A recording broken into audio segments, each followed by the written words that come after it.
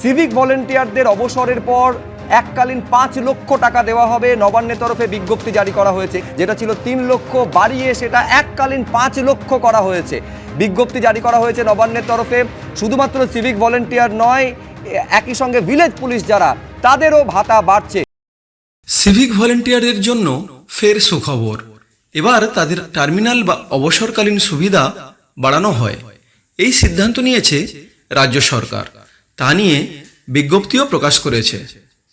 কয়েকদিন আগেই সিভিক ভলেন্টিয়ারদের পুজোর বোনাস বাড়ানোর সিদ্ধান্ত নেওয়া হয়। এবার বাড়ল অবসরকালীন বেনিফিট। 28 আগস্ট অর্থাৎ বুধবার এই বিজ্ঞপ্তি প্রকাশ করে নবান্ন। সেখানে জানানো হয়, পশ্চিমবঙ্গ পুলিশ ও কলকাতা পুলিশের অধীনস্থ সিভিক ভলেন্টিয়ার ও ভিলেজ পুলিশের অবসরকালীন সুবিধে বাড়ানোর সিদ্ধান্ত নেওয়া হয়েছে। এতদিন পর্যন্ত 3 লাখ টাকা দেওয়া হচ্ছিল, তা বাড়িয়ে 5 লাখ টাকা করা হলো। আগামী 1 এপ্রিল থেকেই এই নির্দেশিকা কার্যকর হবে। বিজ্ঞপ্তিতে জানানো হয়েছে, চাকরির যে শর্ত রয়েছে সেই মোতাবেক এই টাকা অবসরকালীন সুবিধা হিসেবে পাওয়া যাবে। সিভিক ভলেন্টিয়ারদের এলিজিবিলিটি চেক করেই এই টাকা দিতে হবে।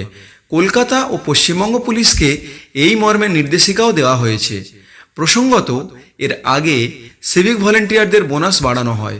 গত 21 আগস্ট বিজ্ঞপ্তি জারি করে সেই বোনাস বৃদ্ধির ঘোষণা করে। 2023-24 সালে 700 টাকা করে বৃদ্ধি হয় সেই অ্যাডহক বোনাস।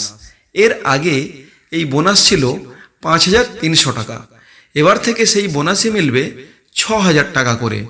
যদিও এই ভাতা বাড়ানোর পরিকল্পনা আছে তা আগেই জানা গিয়েছিল। এই দাবিও করা হয়েছিল অনেক আগে থেকেই। তবে 1 লাফে 40% বাড়ানো হলো সেই সুবিধা।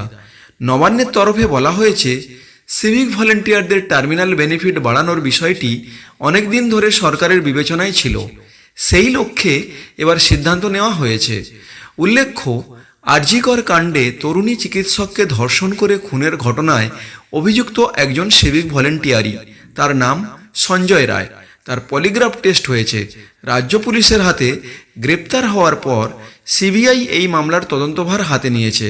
সঞ্জয়ের কাছে একাধিক তথ্য পেয়েছেন গোয়েন্দারা। ফলে সিভিক ভলেন্টিয়ারদের নিয়ে বিতর্ক দানা বেঁধেছে। তারই মধ্যে সিভিক ভলেন্টিয়ারদের অবসরকালীন সুবিধে বাড়ানোর ঘোষণা করল নবান্ন।